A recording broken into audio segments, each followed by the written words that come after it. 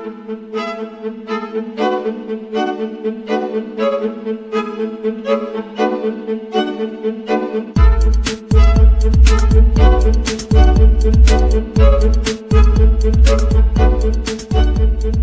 me tell you about Codex Alimentarius. Let me define it for you.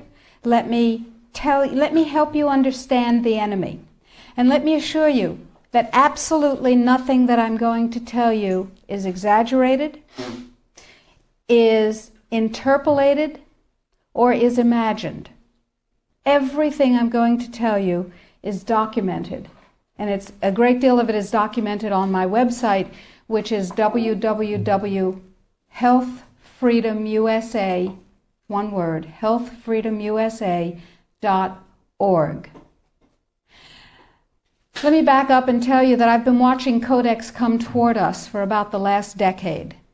And I've been watching the votes in Congress, which, God help us, is our bastion of support and protection against Codex, and I'll explain why that is. I've been watching the votes to protect our health freedom dwindle until finally in the 109th Congress, without a good deal of activity, we didn't have the votes to protect us. I've been watching Codex accelerate, and I've been watching it expand, and I've been getting more and more troubled. Let me give you a brief rundown of Codex then. After the Second World War, the Nuremberg tribunals were held, in which people who had committed crimes against humanity were judged by the world community in a court run by the United States and Britain, and they were sentenced to terms in prison if they were found guilty of crimes against humanity. One of the people found guilty of crimes against humanity was the president of a huge industrial megalith called IG Farben. IG Farben produced the gas used in the gas chambers, Cyclone B. They produced the steel for the death camps and the railroad lines. They produced the munitions. They produced chemicals. They produced all kinds of stuff. They produced pharmaceuticals. Big pharmaceutical company. So the president of IG Farben was convicted of crimes against humanity. Now, he's a sort of artistic fellow and creative. He was the one who was responsible for the slogan that people saw as they entered Auschwitz, usually for the last time. Arbeit macht frei. Work brings freedom. Creative sort of fellow. So he was sitting in jail and he said, well, that didn't work. What else can we do? I've got it. Food. He who controls food controls the world. So when he got out of jail, he went to his UN buddies and he said, have I got an idea for you? If we take over food worldwide, we have power worldwide. And his UN buddies said, cool idea. And so they created a trade commission. That's a very important pair of words, a trade commission called the Codex Alimentarius Commission. It is not a public health commission. It is not a consumer protection commission. It is a trade commission. Trade is about what? Money. Business. Trade is about profit. Well, they said in 1962, we're going to work toward total global implementation of Codex Alimentarius on December 31st, 2009. Long term. And they set up a bunch of committees on fish and fishery, fats and oil, fruits and vegetables, ground nuts, nutrition and foods for special dietary uses, and so on. There are currently about 27 Codex committee. There are regional organizations. There are task forces and so on. So it's a huge bureaucratic monstrosity. It's immense. Codex has promulgated well over 4,000 guidelines, standards, and regulations on everything which can legally be put into your mouth, with the exception of pharmaceuticals. They are not part of Codex. Important. Now, Codex standards have no legal weight whatsoever. Zero. So who cares about them? They're just standards. So we're talking about an industry-dominated, regulation-setting organization, but if it has no legal standing, who cares, right? Here's the history of Codex Alimentarius before 1962. The Austro-Hungarian Empire said, we need rules by which the courts can rule on cases involving food. So we'll have regulations and rules that the courts will enforce. That's how they get their weight. That was called the Codex Alimentarius, and it was put into place around 1893 and lasted until the end of the Austro-Hungarian Empire in the First World War. So the idea was there in the Germanic tradition. We need rules, lots of rules, lots and lots of rules. We need a lot of rules. Let's have rules for everything to do with food. So it was sort of a natural extension for the German industrialists to say, we'll go back to the good old days of Codex Alimentarius, back when we had them in the Austro-Hungarian Empire. Cool. So they started promulgating their rules and regulations, and they were voluntary. They were sort of guidelines. Now, Codex Alimentarius Commission is administered by the World Health Organization, WHO, and the FAO, the Food and Agriculture Organization. They fund Codex and they run it at the request of the UN. So they're mommy and daddy to Codex Alimentarius. And that's very interesting because they're supposed to be about health and food worldwide. Some conflicts of interest that we'll talk about. So Codex started promulgating regulations and rules, and the way that's done is that the committees work up a rule, a standard, a guideline, a regulation, and then they get it to what's called Step 8, which is the final step in their administrative process, and then it's presented to the Codex Alimentarius Commission for ratification, like the Vitamin and Mineral Guideline was presented to the Codex Alimentarius Commission on July 4th this past summer. It was ratified, it was approved by consensus, and it is now, despite the propaganda that you're going to hear, if you ever hear about it in the media, it is now mandatory upon any member country of the WTO, the World Trade Organization. Well, what in the world do they have to do with it? And the answer is everything. The World Trade Organization, you see, accepted Codex when the World Trade Organization was formed in 1994. Okay? They said, well, how are we going to decide trade disputes around food if we don't have a set of rules? I know. We'll accept the Codex Alimentarius rules. And all the members of the WTO worldwide will, get ready for an Orwellian term, harmonize with our standards, with the Codex standards. Harmonize. I suggest you capitalize the first four letters in your mind. So everybody's supposed to harmonize with Codex.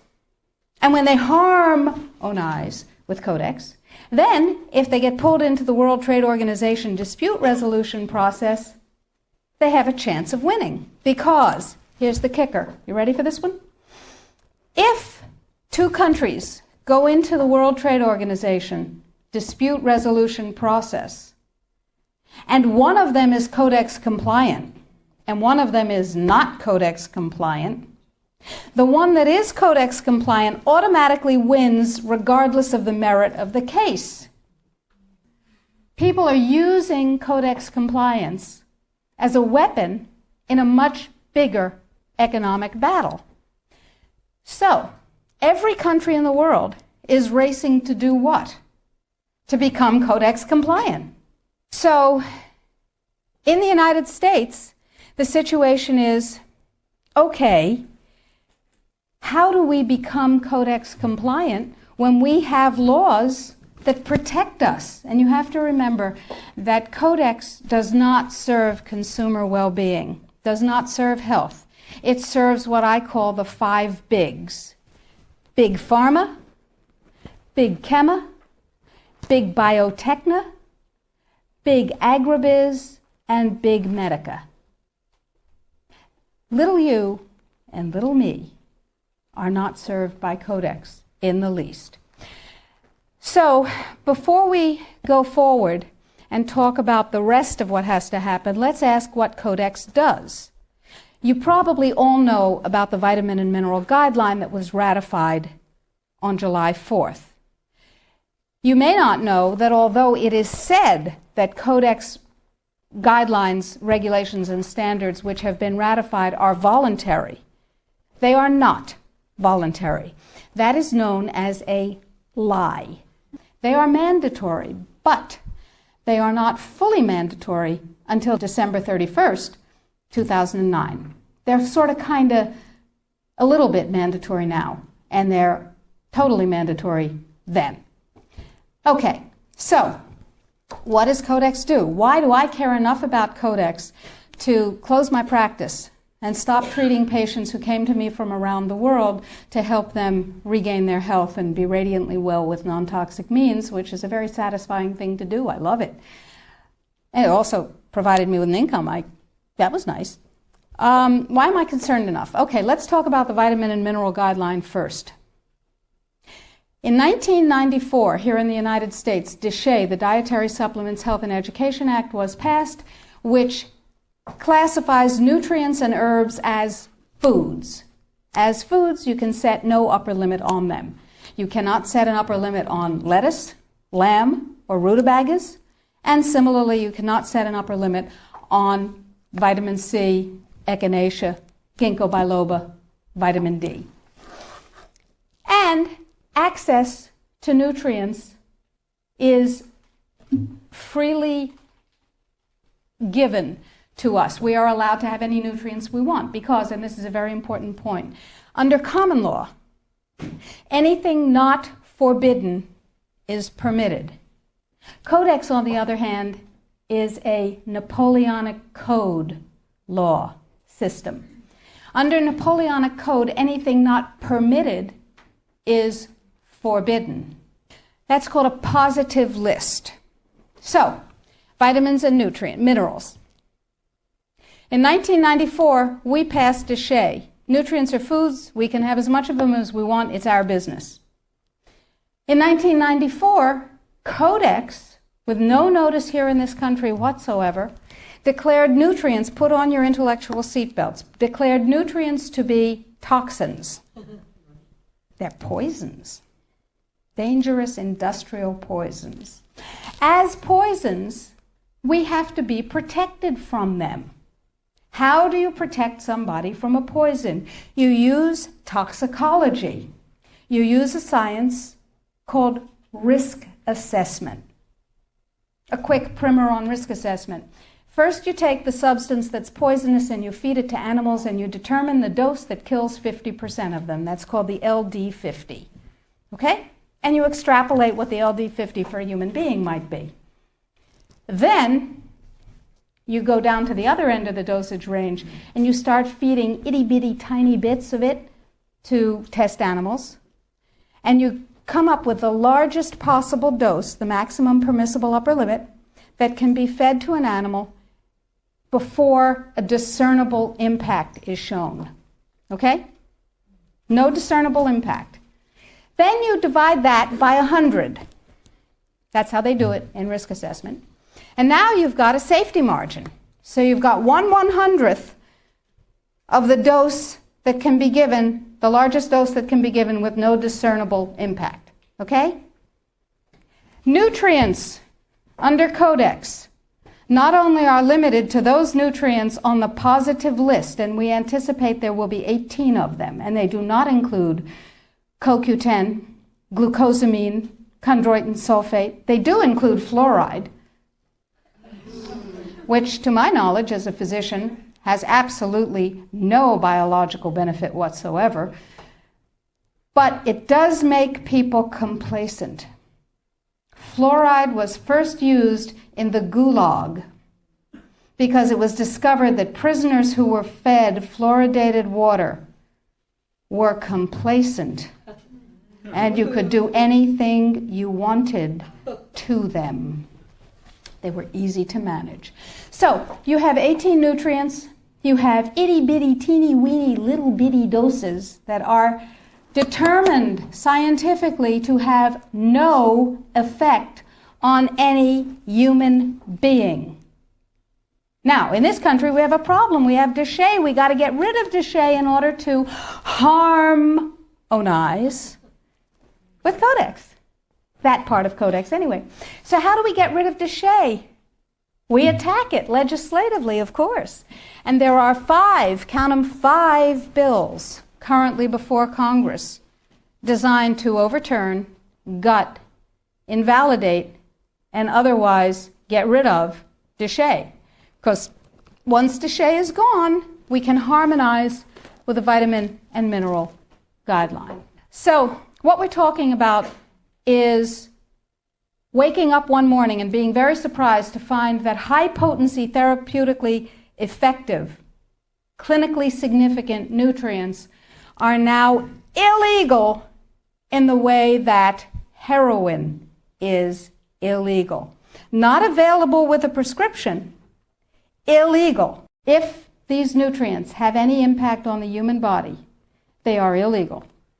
That's just the vitamin and mineral guideline. Let's talk about milk. We have recombinant bovine growth hormone, and now we can choose milk with it or milk without it, butter with it, butter without it, right? Not under Codex, because under Codex, every dairy cow on the planet must be treated with Monsanto's recombinant bovine growth hormone. Furthermore, under Codex, every animal used for food on the planet, whether it has fins, feet, or feathers, every animal on the planet must be treated with subclinical antibiotics. Must be treated with subclinical antibiotics and must be treated with exogenous growth hormones. Codex requires, mandates that all food be irradiated unless it's eaten locally and raw. All food, including organic food, of course. So is it organic afterwards? Well, of course, the organic standards are incredibly low. The organic standards allow a farmer to use veterinary drugs, including growth hormones, antibiotics, etc., on animals, and then at his whim reclassify them as organic, but farmers are our friends and they would never do that, right? Right. Codex sets limits for the dangerous industrial chemicals that you can have in your food. And the limits are incredibly high. Go to Codex Alimentarius, do a Google search, and look, there are drop-down menus at the top of the official Codex page. Look at the toxins and the veterinary chemicals and the levels that are set. They are terrifying to me. Terrifying. The names of the chemicals that are permitted and the amounts of the chemicals that are permitted are terrifying to me. Why am I terrified? Well, perhaps I'm just a cowardly person. It's possible. Think about this. In 2001, 176 countries, including the United States, got together and they said there are 12 really bad organic chemicals. They're called POPs, persistent organic pollutants. There are a lot of them, but there are 12 that are so bad that nobody could disagree that those 12 POPs had to be banned worldwide. 9 of the 12 worst organic chemicals known are pesticides, not surprisingly, because they kill things. And, of course, we have many processes and enzyme systems that are very much like insects and other pests, so they're not too good for us. But Codex has different ideas. Codex has brought back 7 of the 9 forbidden POPs that 176 countries banned worldwide. Dieldrin, aldrin, hexachlorobenzene. And the food that is imported from other countries that contains these substances cannot be stopped at our borders because otherwise it would be, God forbid, a trade violation. That's how Codex works. Codex, according to the World Trade Organization and the Food and Agriculture Organization joint projections. Now, I didn't make this up. Please, if you unfastened your intellectual seatbelts, put them back on again. If you do the numbers in the WHO-FAO projections, the epidemiological projections, they estimate, not I, because what do I know? They estimate, they're the experts, that just the vitamin and mineral guideline alone, when it goes into global implementation on December 31st, 2009, will result in a minimum of 3 billion, that's B, bad, big, billion deaths. 1 billion through simple starvation. Those folks who die are not particularly economically successful from the point of view of the corporations. When you're starving to death, how much good can you do when the issue is how much can you buy? Not a lot. Forget them. But the next 2 billion, they will die from the preventable diseases of undernutrition. Cancer, the single most profitable condition ever known to humankind. Cardiovascular disease, a good second. Diabetes, pretty good producer. And a whole host of other preventable diseases. Who will die? Who knows? Who will live? Probably those people who are wealthy enough and powerful enough to have their own pushers of clean food and nutrients. That's who will live. You and I? Probably not. Our children? Probably not. Our grandchildren? Probably not. So we're talking about food regulations that are in fact the legalization of mandated toxicity and undernutrition. It will be illegal if there's a famine in, wherever there's a famine, to ship high nutrient density biscuits to that country, and it will be illegal to distribute them. That's what we're talking about. Codex is big and it's bad, but it's not invulnerable. So the point is that we have to protect ourselves, and I believe that we have to regain global leadership, which we have lost, surrendered, squandered, sold. No global. No, we have. We have sold. Just joining the World Trade Organization surrendered our sovereignty.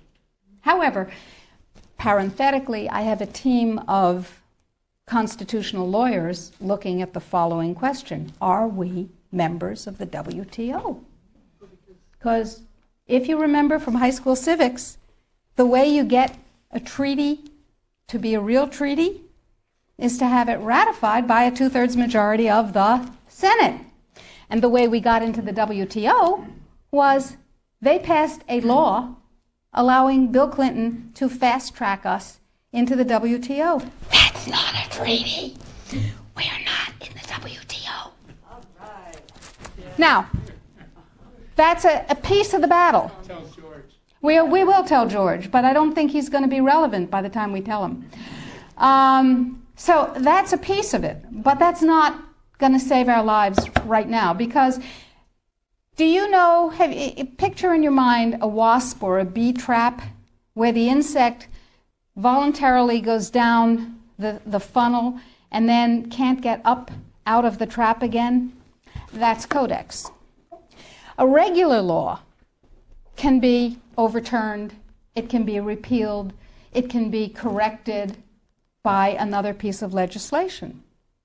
But once we become Codex compliant in any area, as long as we're members of the WTO, it can never be repealed because we have lost the sovereignty to become un-Codex compliant as long as we're in the WTO. So it's like going down that funnel and not being able to get up out of it. So it's very important that we make sure that we do not become Codex compliant. But then we'll be hit with all those big trade sanctions and the country will be destroyed economically, right? No. Remember surprise? One of the principles of war? Remember mass, where you take your strength and put it against the enemy's weakness? Well, here's what we've done. We have a team of lawyers who have spent hundreds of hours with us pro bono. These are good guy lawyers. These two gentlemen and we have spent hundreds of hours studying Codex, understanding its weaknesses, a lot of weaknesses, and constructing a strategy which will take the sucker down. It will take it down. But I need you. You are people that other people come to for information about safe, healthy food and nutrients. You are ready-made dissemination points. You are the 1,000 million, 100 million points of light. Here's what is happening. Every country in the world has to be Codex compliant in order not to get hit by WTO trade sanctions, as I told you, if they're members of Codex in the WTO. And there are a few countries that are not, but I guarantee you they're not of any major significance. So, the question is, what does Codex compliance mean? Well, most people, most countries, most legislators believe that it means they have to adopt as their national standard on that particular subject what Codex ratified. But that's not the case any more than we're in the WTO. That's not the case either. What it means is that the format, the issues, and the subjects covered by a Codex guideline, standard, or regulation have to be addressed in the country's guideline, standard, or regulation on the same topic. So, what we have done is create the first of many alternative Codex guidelines. You can go to our website, www.healthfreedomusa.org, and you will see a little button on the upper right-hand side that says, Sign the Citizens Petition. Now, to briefly digress, a citizen's petition is not like a grocery store petition that you sign and you bring to somebody and you say, I have 200,000 signatures, and they dump it in the wastebasket, because in their mind, it's one signature, you and your friends wrote 200,000 names. No, it is a legal challenge to the policy of the United States government on Codex. It's called a citizen's petition. It's a legal challenge. We're suing the United States government, saying what you're doing is illegal, folks. Let us tell you how. We want hearings of fact. We want redress. We want correction. If we get what we want, that's dandy. If we don't get what we want, we have gone through a process called exhausting administrative remedies. We have made the case ripe for court. Okay, so I need you and everybody you know to sign this citizen's petition saying this is a bad policy, en masse.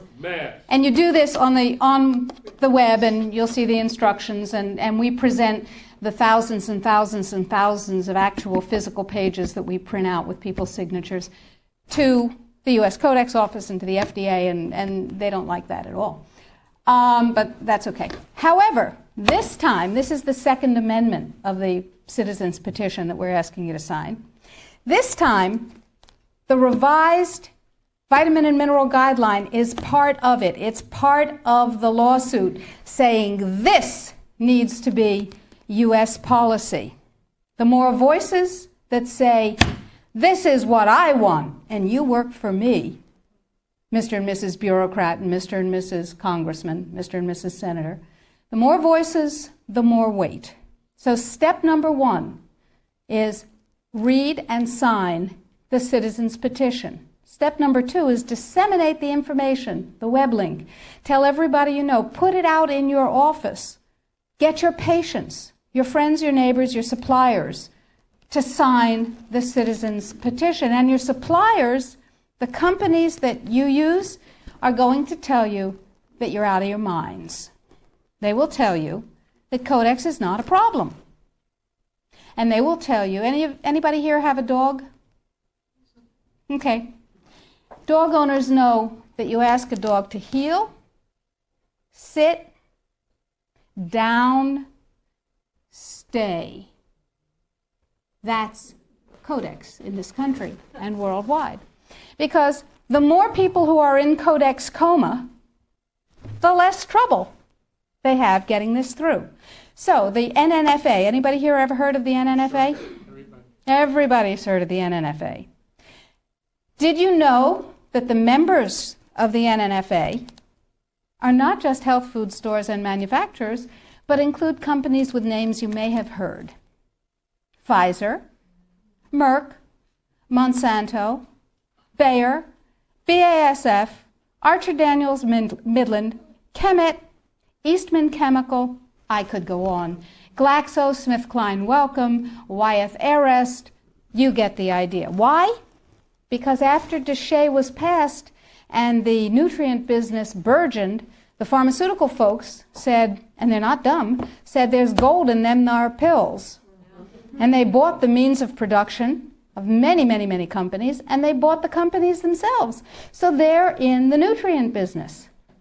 What better way to kill the nutrient business, which is not nearly as profitable as the toxic chemical drug business, than to take it over? Works every time, right? CRN. Anybody here know about CRN? Council for Responsible Nutrition. Same members. They have lots of multi-level marketing companies. Same members.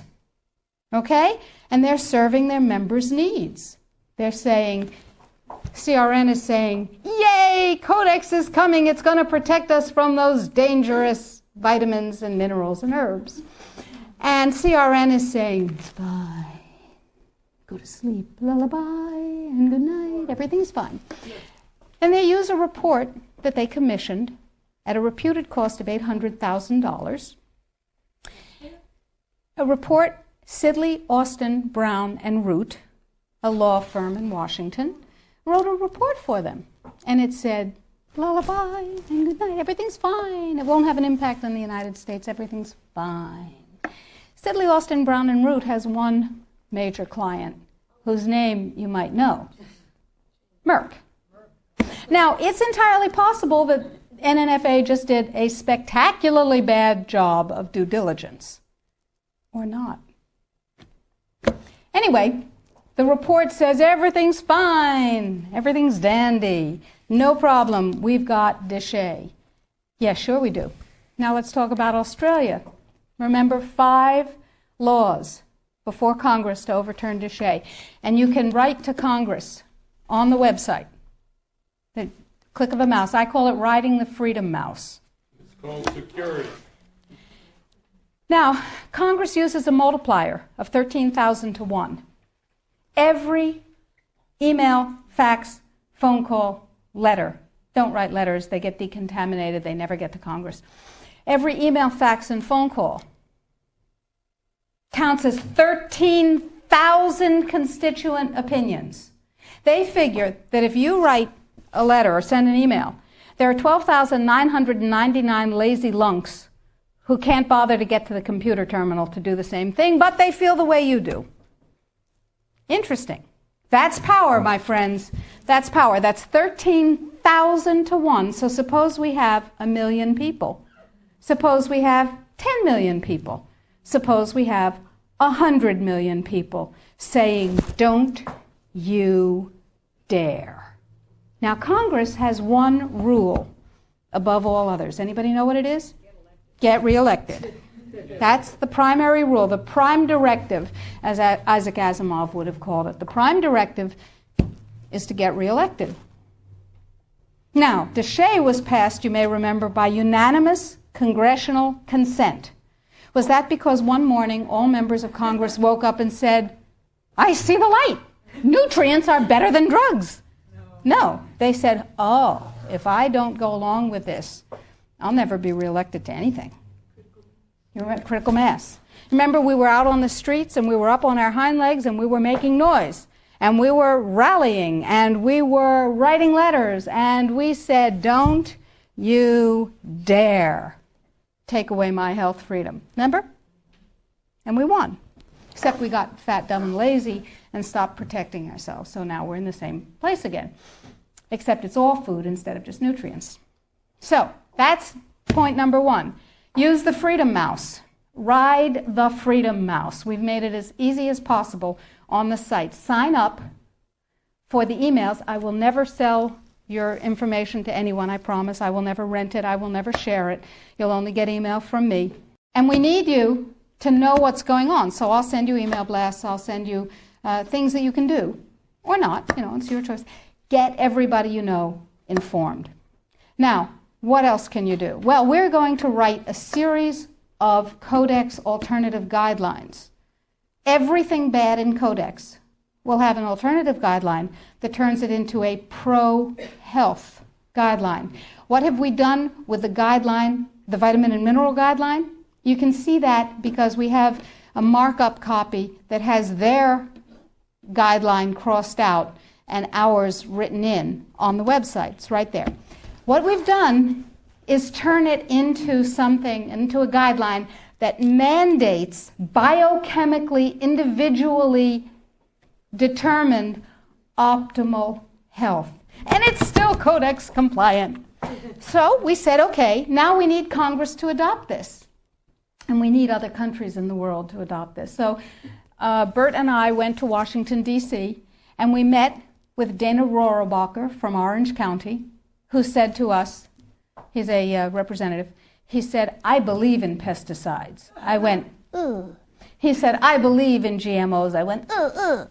He said, I believe in irradiation of food. I went, ugh, ugh, ugh. But, he said, I believe in your right to not be forced to eat foods that have been processed that way more than I believe in those technologies. I will take this on. We said, oh, that's really nice. And he said, now, we need a coalition. So we went across the aisle, or across the office building, to see Peter DeFazio's staff from Oregon, who is a liberal Democrat, whereas Rohrabacher is a Republican, a libertarian Republican. And DeFazio's on board. And we have large numbers of others who actually never heard of Codex before we told them about it. Never heard of Codex. We have called every health legislative aide in Congress, and we have said, what's your congressman's position on Codex? And they've said, bah. We have spoken to the trade legislative assistants. We've said, what's your congressman's position on Codex? And they've said, on what? They don't know. We had a congressional briefing set up on the 20th of September. I was going to address Congress. Tell them about it. I thought that was cool. 10 days before, it became a briefing on something else. Another freedom click. You need to write to Congress on the site and tell them that they need a congressional briefing, by God, and tell them you want me to brief them. They don't know. They've never heard of it any more than the general public has heard of it. Gee, how'd that happen? Who knows? Every negative part of Codex can be overturned by a guideline, a regulation, or a standard that is positive. So we need your help, because the United States leadership in this guideline and all the positive guidelines to follow is what's going to literally save the population of the planet and save your jobs and your children and your families and mine. Thank you.